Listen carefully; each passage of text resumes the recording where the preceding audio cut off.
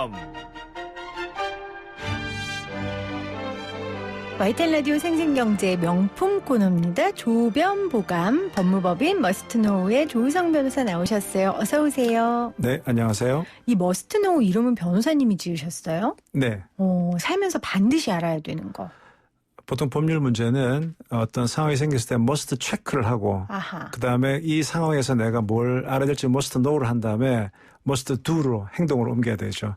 그래서 must check, must know, must do 이렇게 3단 그 행동 방식에 대한 겁니다. 그렇군요. 네. 우리는 이 시간에는 must know, 그러니까 살면서 특히 조직 생활하면서 알아야 되는 지혜들, 거기에 대해서 우리 조우성 변호사가 알려주고 계세요. 오늘은 어떤 지혜를 알려주실지 권위의 법칙을 활용하라라고 이야기를 갖고 오셨는데, 사실은 저도 오늘 누군가를 설득하는 작업을 아침에 일어나서 아이를 깨워서 밥을 떠먹이는 과정부터 시작해서 굉장히 많이 했거든요. 근데 이런 설득에도 과학적인 법칙처럼 검증된 기법들이 있다면서요? 네, 우선 우리가 혼용하는 용어 중에 설명, 설득, 협상 이 세 개를 막 섞어서 쓰거든요. 네. 근데 제가 나름대로 생각하는 기준은 그래서 설명은 말 그대로 있는 것을 상대방이 이해시키는 거예요. 이런 겁니다. 선은 이렇고 후는 이렇고 이렇게 되는 겁니다라고. 그러니까 팩트를 그렇죠. 알려주는 거. 알려주는 게 설명이고, 설득은 내 어떤 의사를 상대방에게 관철시키기 위해서 그대로 받아들이도록 하기 위해서 이제 밀어붙이는 거. 그게 설득이고요. 협상은 이제 서로 팽팽해요. 그러면은 내가 이걸 줄 테니까 당신은 이걸 줘라. give and take.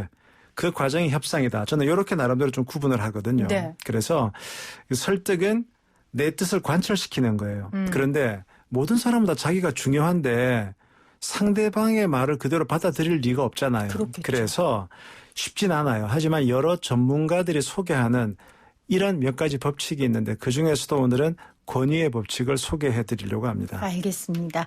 나의 의견을 상대방에게 이야기하고 말 그대로 설득하는 거 참 쉬운 일은 아닌데요. 권위의 법칙을 통해서 이 설득을 어떻게 할 수 있는지 알려주실 수 있을 것 같아요. 사례를 좀 들어서 구체적으로 설명해 주세요. 네, 이거는 뭐 여러 책에 나오는 유명한 사례인데요. 때는 1916년 미국의 코니 아일랜드 지구, 코니 아일랜드라고 하면 우리나라 치면 월미도처럼 약간 그 위락지구예요. 여기에 폴란드 이민자 출신의 네이슨 핸드워크라는 사람이 등장해요. 이 사람 폴란드에서 이제 미국으로 온 거예요. 와서 이제 뭐 먹고 사나 고민하고 있는데 거기는 위락지구라서 사람들이 많이 놀러 다니거든요. 근데 거기에 그 지방의 전통 음식이 핫도그예요. 핫도그가 널리 판매되고 있는데 보니까 핫도그 하나 가격이 10센트, 10센트예요. 근데 이 네이슨 씨의 부인의 음식 솜씨가 워낙 좋았어요. 그래서 핫도그를 만들어서 팔면 되겠구나. 그리고 가격은 10센트까지 필요 없다. 절반 5센트. 그리고 훨씬 맛있으면서도 값싼 핫도그를 제공한다면 충분히 승산이 있겠다라고 생각했죠. 그렇네요. 예, 그래서 대출도 받고 그래서 또 핫도그의 그 내용물도 진짜 쇠고기로 만들어서 정말 품질도 좋게 했죠. 그렇게 해서 오픈을 딱 했습니다. 이름을 네이슨 페이머스 핫도그. 근데 손님이 거의 없는 거예요. 가격도 싸고 맛도 좋은데. 그렇죠. 이 사람들은 뭐냐 그러면 갑자기 어느 날 핫도그 가게가 등장했는데 반값이래. 근데 주인이 저기 폴란드에서 왔대. 그 당시에 미국이 있을 때 폴란드는 뭐 전혀 이름 없는 나라란 말이죠. 정체불명의 나라에서 온 사람이 뭔가를 만들어 파는데 반값이래. 그러면 이건 분명히 싸구려일 거야. 도대체 이거 위생적인 문제가 있을 거야. 그렇게 생각할 수 있죠. 그래가지고 이제 아무도 안 먹는 거예요. 싼데도. 자, 만약에 우리 표진형 같으면 이런 경우에 어떻게 이 난관을 타개하겠습니까? 지금 대출도 다 받아놓고 어떡해요. 했는데.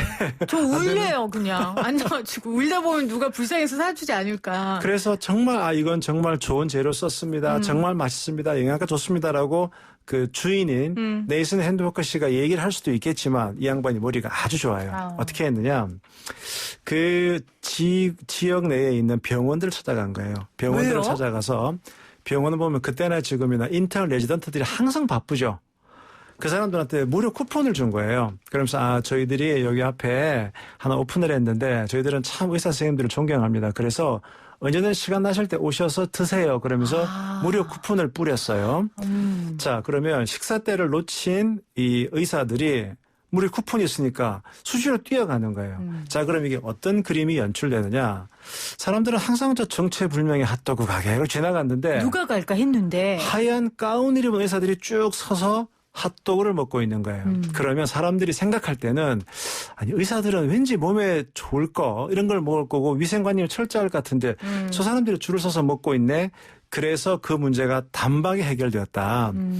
그래서 혹시 여러분들 그 언론에 보면은 세계 핫도그 빨리 먹기 대회 뭐 이런 거 있거든요. 봤어요. 그리고 네. 우리나라의 어떤 여성이 뭐 몇 년대 1등하고 많이 먹기 대회. 바로 그 핫도그가 바로 네이슨 페이머스 핫도그예요. 아. 그때 1916년에 시작해가지고 쭉 커서 지금 뭐 세계에서 가장 큰 핫도그 가게가 되었는데 어떻게 보면 그때 이 미스터 네이슨이 그 단계를 돌파시킨 거죠.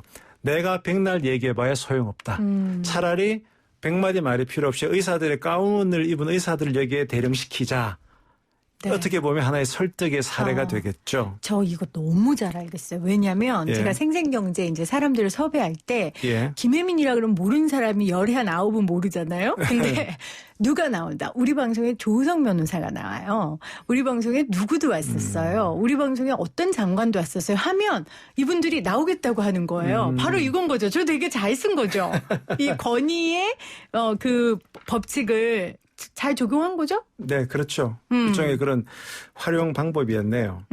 그러면 사람이라는 게 왜 그 핫도그 사장님이 해도 통하고 저도 통하고 왜 이렇게 권위에 복종하도록 다 교육을 받은 걸까요? 그래서 왜 사람들은 이 권위에 따르는가에 대한 실험들이 되게 많이 있어요. 근데 가장 기본적으로는 어릴 때부터 교육상 우리는 어떤 직위, 전문 자격, 숫자, 제복이 주는 권위에 복종해야 된다라는 무언의 교육을 계속 받아왔었고요. 그다음에 또 이런 게 있습니다. 현대가 될수록 선택지가 너무 많아지는 거예요. 우리가 이런 실험들이 있는데요. 한 아이스크림을 3개만 놓고 선택하려 할 경우하고 아이스크림을 30몇 개를 놓고 선택할 경우하고 사람들이 느끼는 이 불안감이나 갈등이 그렇겠죠. 3개 중에 하나를 고를 때보다 30몇 개 중에 하나, 둘을 고를 때가 내가 잘못 고른 거 아닐까? 되게 머리가 아파진다는 거죠. 그럴 때 전문가가 그냥 요거만 드세요. 이렇게 딱 집어주면 그걸 이제 요즘 말로 뭐 멋있게 말하면 큐레이션이라고 하는데 그렇게 좀 사람들은 고민이 적어진다는 얘기죠. 그래서 선택지가 많아지면 오히려 괴로워하는 인간의 심리라는 측면에서도 권위자가 정해주면 그에 따르는 게 마음이 편하다는 거죠. 그래서 이런 심리학 쪽에 되게 유명한 실험이 1960년 미국의 예일대에서 진행된 스탠리 밀그램 교수의 실험이 있는데요. 이게 이런 겁니다. 아마 텔레비에서 많이 보셨을 텐데 그 하얀 가운을 입은 의사가 박사가 얘기를 하는 거예요. 자, 그 전기 스위치를 올려서 만약에 질문을 했는데 틀리면 계속 올리면 됩니다.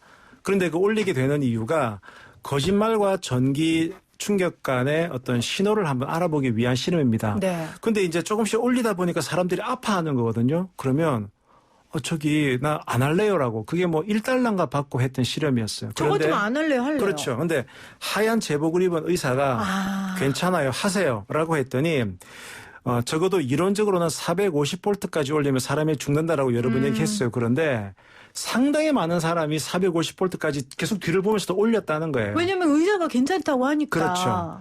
그래서 이제 물론 그 딱 짜고 하는 거죠. 그거 고통스러워했던 사람은 전기가 통하지 않는 건데 그래서 이 스탠리 밀그램 교수가 왜 이걸 했냐 그러면은 왜 나치 유태인을 학살한 그 나치가 왜 발생했을까?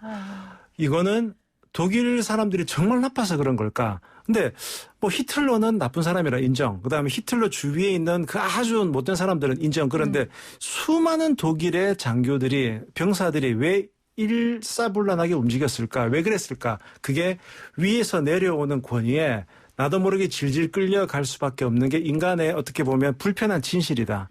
그걸 이제 스탠리 밀그램 교수가 밝혀낸 거죠. 그 인간의 불편한 진실, 권위에 굉장히 약한다는 건데 그러면 이걸 비즈니스 상에서 적극 활용해야 되는데 너무 나쁘게는 활용하지 말고요. 그래서 이제 이 활용은 이제 이런 의미가 있겠죠. 네. 여러분들이 지금 뭔가 예전에 이런 CF가 있었잖아요.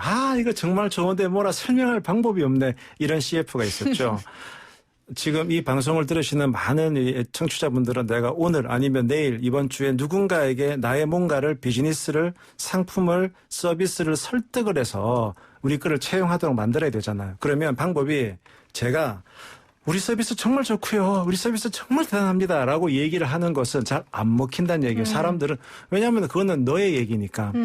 그래서 사람들이 어떤 뭐 전문가 이거는 어디서 우리가 상을 받았습니다. 또는 어느 교수님이 이렇게 저희 제품에 대해서 코멘트 하신 게 있습니다. 또는 저희 제품이 시장에서 마켓시어가 몇 등입니다. 그다음에 이런 식으로 성장세를 보이고 있습니다. 그러니까 굳이 이런 얘기를 하지 않더라도 사람들이 알아주면 정말 좋잖아요. 근데 사람들은 어떻게 보면은 되게 좀 아둔해서 그런 식의 근거가 없이는 잘 안 움직인다는 얘기예요. 제가 한 가지 실험을 더 말씀드리면 이 권위의 법칙이 왜 무섭냐는 실험인데 이런 게 있어요. 우리가 그 차를 몰고 가다가 만약에 앞에 차가 신호가 바뀌었는데 안 움직여요. 네. 그러면 이제 빵빵하고 울리잖아요. 그렇죠. 그런데 앞에 차가 큰 차일 때와 작은 차일 때 과연 얼마나 시간 텀을 두느냐 이런 실험이 있어요. 그러면 거의 한 4배, 5배 시간 차이가 나요. 그렇게요. 그 작은 차는 빨리 빵빵 누르고 큰 차는 좀 기다렸다가 누른다는 거거든요. 이유가 있겠지 하는구나. 그런데 이제 여기 이 실험이 왜 중요하냐 그러면 미리 이제 그 설문을 물어봐요. 사람들에게. 당신이 만약에 앞에 차가 있는데 신호가 바뀌었는데 안 가.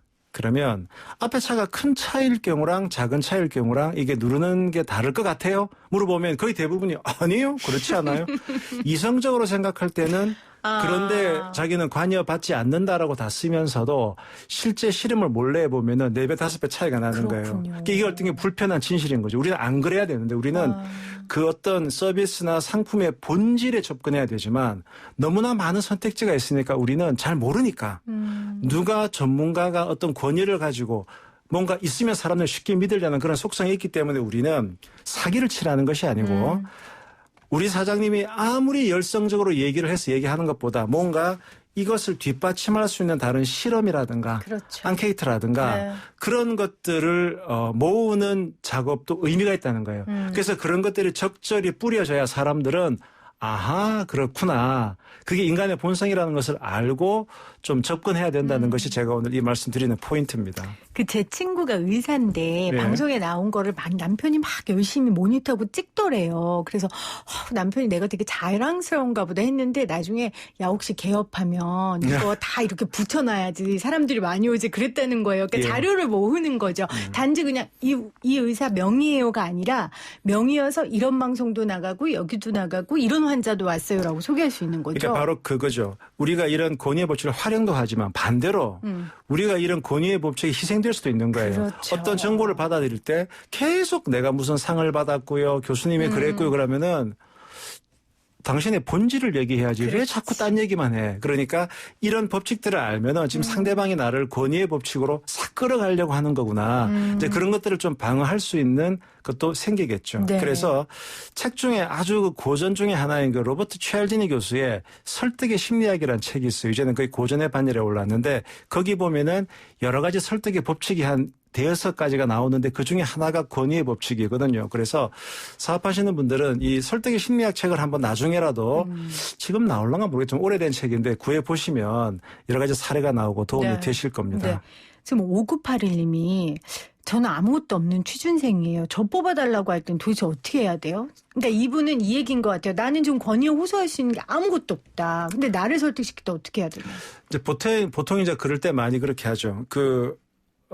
본인을 개런티할 수 있는 사람 하나 만들어야 되는 거죠. 예를 들어서, 저만 해도 어떤 사람이 저한테 막 연락이 와요. 말 그대로 취준생이라든가. 그래서 제가 만나기도 해요. 왜냐하면 그것이 너무나 구구절절하기 때문에. 실제 그런 분들 많잖아요. 진짜 그냥 노크를 해서 메일을 보내서 만나고 같이 사진도 찍으면서 그러면 이 친구 정말 훌륭하구나.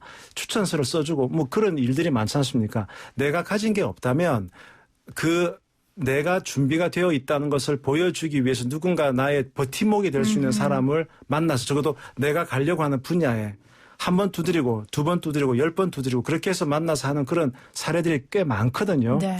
그러니까 열심히 영어 단어 외우는 것도 중요하지만 그런 나의 우군을 만드는 거 그런 것도 필요할 것 같습니다. 네, 오늘 설득의 기법 중에 권위의 법칙을 활용하라라는 내용을 조우성 변호사께서 전달해 주셨습니다. 고맙습니다, 변호사님. 네, 고맙습니다. 네, 오늘 정답 뉴딜 펀드였죠. 8663님, 펀드 투자는 면밀히 검토한 후 본의 책임하에 이익 또는 손실 감안하여 투자해야 합니다. 그렇습니다. 이 관제 펀드라도 책임은 개인이 져야 합니다. 금융위에서도 명확하게 이야기했고요. 2884님, 뉴딜 펀드 자세히는 모르지만 국가 빚이 더 늘어나는 건 아닌지 걱정이 되네요. 5209님, 뉴딜 펀드 장기간 투자로 자금이 없는 개인은 가까이 오지 않네요. 소액으로 1년 단위 투자할 수 있는 개미도 있는데 하셨어요. 그렇죠. 우리나라는 이렇게 장기 투자, 가치 투자 이게 낯설어서 우리나라 투자자들은 저도 좀 이게 적합할까라는 생각은 해봤습니다. 그런데 장기 투자, 가치 투자 꼭 필요한 투자의 형태임은 분명합니다. 6473님 정답 보내주시면서 경제 공부 매일 잘하고 있습니다. 하셨고요. 1463님 뉴딜 펀드 어렵다 하셨어요. 1246님 뉴딜 펀드 정답 보내주셨고요. 그 밖에도 5690님, 7620님 네 많은 분들이 정답 보내주셨습니다. 월요일 하늘은 가을 하늘이었는데 어제까지요. 지금 다시 태풍의 하늘입니다. 무사히 잘 지나가기를 다시 한번 기원해 보겠습니다. 왜 이렇게 요즘 기원할 일이 많은지 모르겠네요. 함께해 주신 여러분 고맙습니다. 저는 내일 3시 10분 YTN 라디오 생생경제로 다시 오겠습니다.